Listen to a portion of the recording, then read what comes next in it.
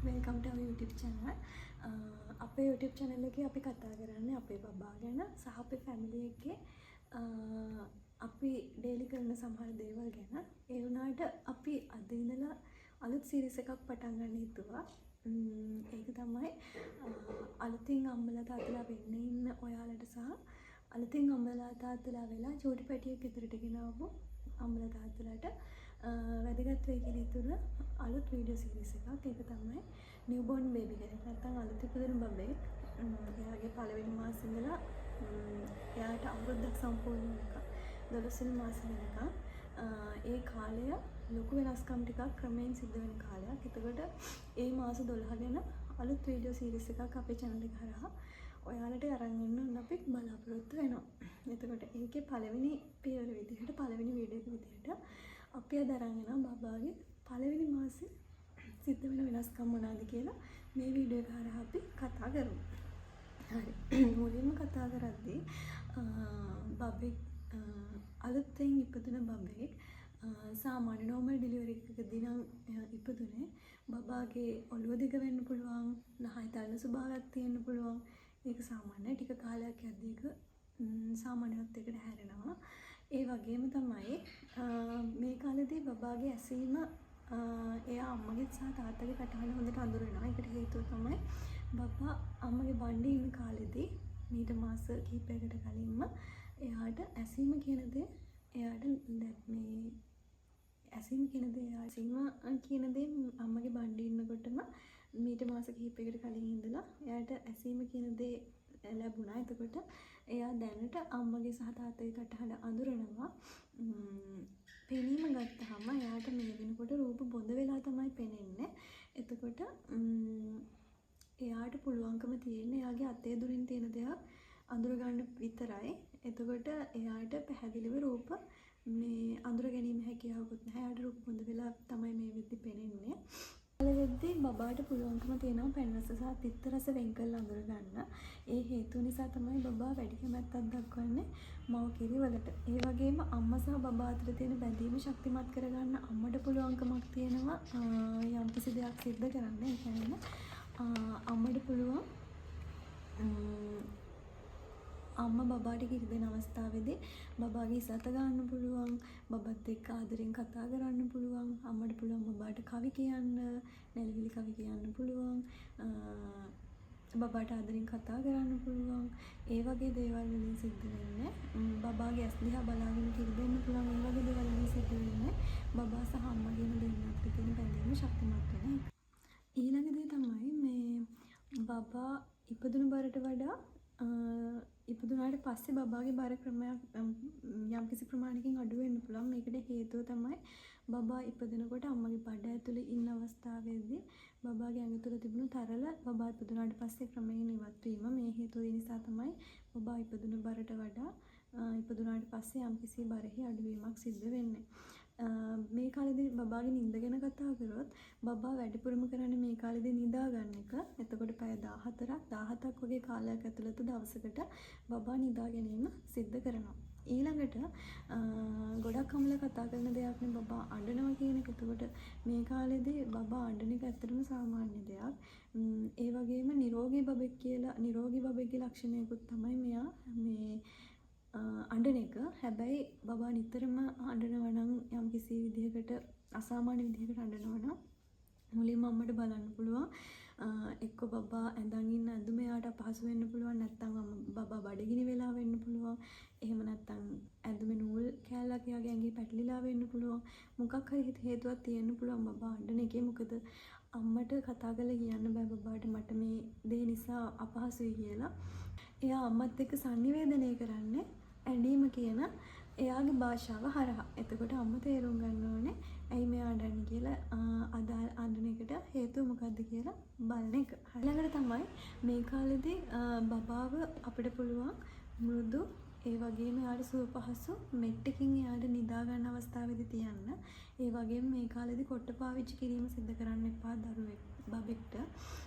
ඒ වගේම තමයි සුරතල් සතුන්ගෙන් ඈත් කරලා තියන්න පුළුවන් බබාව. මොකද සුරතල් සතුන්ගේ ලෝම සහ ඒ සතුන්ගේ ඇඟේ සිටින පුංචි සතුන්ගෙන් බබාට හානි වීමක් සිද්ධ වෙන්න පුළුවන් නිසා. එතකොට මේවා ගැන සැලකිලිමත් වෙන්න ඕනේ. ඒ වගේම තමයි මේ කාලෙදි සිද්ධ වෙන තවත් දෙයක් බබාගේ පෙකණි වැල ඉවත් වීම. එතකොට දින 5 සිට සති 3 දක්වා කාලයක් ඇතුළත බබාගේ පෙකණි වැල ඉවත් වීම සිද්ධ වෙන්න පුළුවන්. මෙතෙන්දී විශේෂම අවධානයක් යොමු කරන්න ඕනේ පෙකණි වැල ආශ්‍රිතව සැරව ගැලීමක් සිද්ධ වෙනවද, දුර්ගන්ධයක් හැමීමක් සිද්ධ වෙනවද කියලා හැම වෙලාවෙම තෙත මාත්තු කරලා තෙතට මේ තෙත ගතියක් රැඳෙන්නේ නැති විදිහට තියාගෙන ගැනීම තුළින් එතන පැසවීමකට ලක්වීම අඩු කරගන්න නතර කරගන්න අම්මලට පුළුවන්කම තියෙනවා. පෙකණි වල ගැලවිලා ගියාට පස්සේ එතන ඉදිමීමක්, රතු වීමක්, එහෙම නැත්නම් දුර්ගන්ධයක් හැමීමක් හරි සැරව ගැලීමක් හරි සිද්ධ වෙනවා නම් අනිවාර්යයෙන්ම වෛද්‍ය උපදෙස් ගැනීම මේ වැදගත් වෙනවා. බබාගේ කතා කරන්න තියෙන ඊළඟ පොයින්ට් එක තමයි බබාගේ සංවර්ධන දර්ශක. සංවර්ධන දර්ශක ගත්තාම මේ කාලෙදී බබාව මුණින් දැම්මහම යම්කිසි ප්‍රමාණයකට, තාම පොඩි ප්‍රමාණයකට එයාට පුළුවන්කම තියෙනවා එයාගේ ඔළුව උස්සලා බලන්න. වැඩි කාලයක් ඉන්න බෑ. පොඩ්ඩක් ඔළුව උස්සලා බලන්න පුළුවන්කම එයාට ලැබිලා තියෙනවා. ඒ වගේම තමයි ආලෝකයේ දෙසට ඇස් යොමු කරන්න එයාට පුළුවන්කම ලැබිලා තියෙනවා. ඒ වගේම තමයි යම්කිසි එක දිගට ඇසෙන ශබ්දයකට ඇහුම්කන් දීමේ හැකියාවත් මේ වෙනකොට බබාට ලැබිලා තියෙනවා. මේ කාලේ වෙනකොට. ඒ වගේම බබාට මේ වෙනකොට අම්මා තාත්තා දෙස බලාගෙන ඉන්න පුළුවන්කමක් ලැබිලා තියෙනවා. මොකද අම්මා තාත්තගේ රූපය අඳුර ගනිමින් තමයි ඉන්නේ මේ වෙනකොට. කටහඬ අඳුරනවා. අම්මා තාත්තගේ රූපය අඳුර ගනිමින් ඉන්නේ. ඒ වගේම ටිකින් ටික බබා මව්කිරි උරා බීමේ හැකියාව වර්ධනය වෙමින් පවතිනවා. එතකොට අපිට පුළුවන් බබත් එක්ක බබාගේ පෙනීම සිද්ධ වෙන්නේ යාට පොඩි දුරක් නිසා අපිට පුළුවන් එයාගේ මූණට ලං වෙලා කතා කරන්න. බබා කටින් ශබ්ද පිට කරනවා නම් අපිට ඒ ශබ්ද අනුකරණය කරන්න පුළුවන්කම තියෙනවා. බබත් එක්ක නිතරම කතා කරන්න පුළුවන් එයාගේ මූණට ලං වෙලා. ඒ වගේ දේවල් ක්‍රියාකාරකම් සිද්ධ කරන්න පුළුවන්කමක් තියෙනවා. මේ කාලෙදී බබාගේ පෝෂණය ගත්තාම අපි දන්නවා මුල් මාසයේ ඉඳලා මාස 6ක් යනතුරු බබාට මව්කිරි පමණයි ලබා දෙන්නේ. එතකොට මේ මාසයත් ගත්තාම බබාට මව්කිරි පමණයි ලබා දෙන්නේ. මුල් මාස 6ෙම කිරි පමණයි එයාගේ ආහාරය විදිහට ගන්න. එතකොට මල පහ කියන දේත් අම්මලා නිතරම බලන්න ඕන දෙයක්. එතකොට සාමාන්‍යයෙන් මුල් මාසෙදී බබාගේ මුල් කාලයේදී කළු පාටට මල පහ පිට වෙනවා. අපි දන්නවා එයාගේ අක ඇතුලේ තියෙන නිකෝනියම් කියන ද්‍රව්‍ය තමයි මේ පිට වෙන්නේ. එතකොට ටික දවසක් ගියාම මේක කොළ පාට සහ කහ පාට මිශ්‍ර ද්‍රව්‍යයක් විදිහට පිට වෙනවා. සහ අවසානයේදී ගෝල්ඩ් කහ පාටට මල පහ පිටවීම පටන් ගන්නවා. එතකොට මේක බය වෙන්න දෙයක් නෙමෙයි. මේක සාමාන්‍ය දෙයක්. එතකොට මේ කාලෙදී බබාගේ පෙනීම බොඳ වෙලා පෙනෙන නිසා මම කලින් කිව්ව විදිහටම බබත් එක්ක එයාගේ මූණට ලං වෙලා කතා කරන්න, අම්මට තාත්තට කතා කරන්න පුළුවන්කම තියෙනවා. ඒ වගේම තමයි තීව්‍රතාවය වැඩි